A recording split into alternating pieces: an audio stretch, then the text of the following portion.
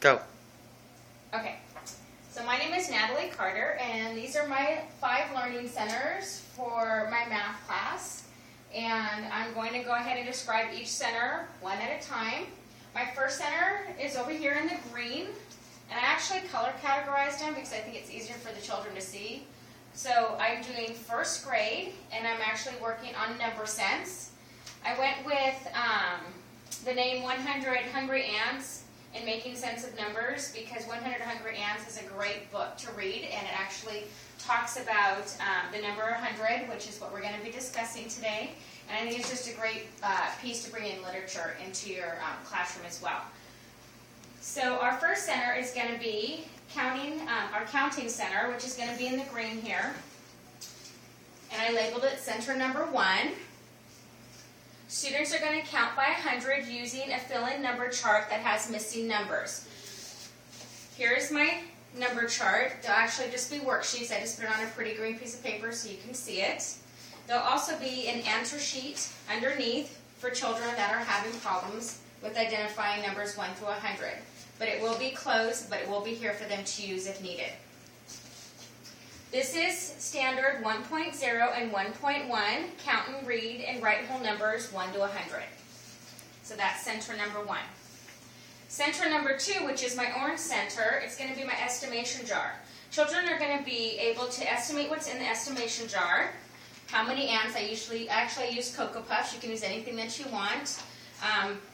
But these are my ants, and again, it's orange, so the children know what center it's going to. And then this is the charting system.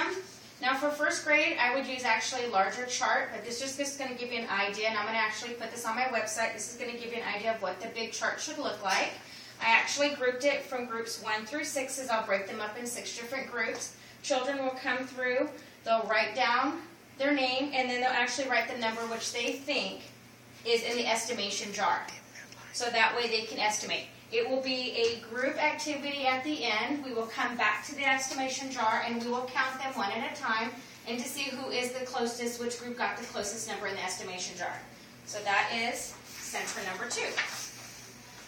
Center number 3 is going to be my cubes, and I like these cubes. I chose these. These are the pop cubes, and I went ahead and put these also on red because I use this as my red center. And children are going to be able to actually count and group objects by 10s and 5s, so that way they can go ahead and connect these and group them, and they can count by 10s and 5s. So that's another good thing for number sense. And they can actually do different groupings with these and count by the different numbers up to 100. So there'll be actually 100 of these pop cubes available for them so they can see how many groupings they can make. And again, that will also be charted for them because children love to chart and see their answers.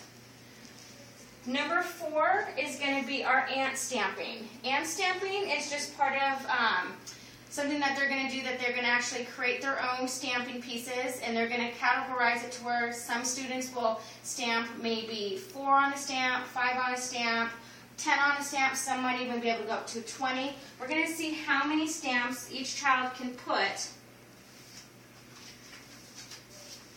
on a piece of adding machine paper. All the adding machine papers will be different sizes, so we're going to see how many they can stamp on here, and we're going to actually have them glue it onto a piece of paper so we can see, again, grouping and how many stamps they can get on each piece of paper. So whether it be 5s or 10s, and again, they'll be able to chart that as well. That is center number 4. Center number 5 is going to be part of my Analyzing Art Elements and Principles. That's just another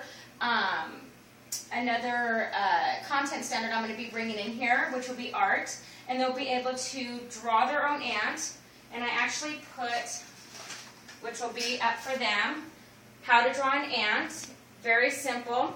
And actually, they'll also do the 3 different. What's the word I'm looking for? They'll be able to label the 3 different parts of the ant. And I just put a fun fact in here for them as well, that how ants are, and that ants can actually carry 20 times their weight. And I just think that's kind of funny because ants are so little. So children will be able to do that and be able to get creative. And again, that's part of Analyzing Art Elements and Principle of Design. identifying the elements of arts and objects in nature and in the environment, and the works of art, emphasizing on line, color, shape, and form, and texture. So that's just another part of the content standard that I can bring into along with math. And all of their supplies will be along here with that. So they'll have crayons, colored pencils, regular pencils for sketching, paper, and they'll be able to actually do whatever they want with that to create their own ant. And again, we'll go back after all the children have completed their centers. We get to go back and we'll talk about the centers and go over the charting to make sure that the children understand what they just completed, and really go through number sense, because that's really the biggest piece of this is the number sense, and that's really what I want my children to know, number sense 1 through 100. Thank you so much. I hope you had a good time. Have a great day. Bye-bye.